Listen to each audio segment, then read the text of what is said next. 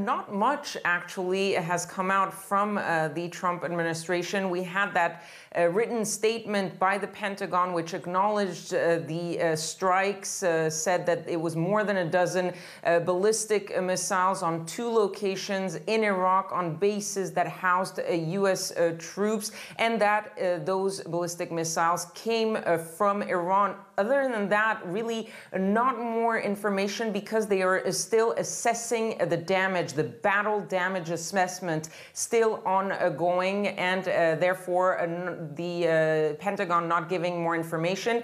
We had at some point in the evening this hint that possibly there could be an address to the nation by Donald Trump, and then the White House came back on that, saying that there would be no official statement, televised or written. And that's when Donald Trump then took to Twitter to comment, and that was pretty much the only official comment that we got from the Trump administration following those strikes. And we are waiting, of course, as you mentioned, for that statement by Donald Trump, which will come this Wednesday morning, U.S. time.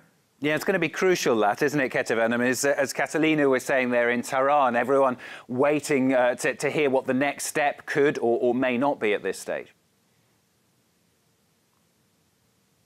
Yes, exactly. And that tweet by Donald Trump is giving a sort of an indication, because it is completely different from the rhetoric that we've heard from the U.S. president so far, where he was threatening Iran with disproportionate retaliation, with striking cultural sites. This time in that tweet, as we heard in the report, he said, "All is well, so far so good." It was oddly upbeat for Donald Trump, considering that Iran had really targeted U.S. troops in Iraq. This, of course, as the U.S. waits for that final battle damage assessment. But there are reports coming out, not confirmed yet, but that there would be no casualties, at least on the U.S. side, which could put Donald Trump in a position of not having to necessarily retaliate, at least with a strike on Iran, because, of course, Donald Trump does not want to seem like he's weak, but at the same time,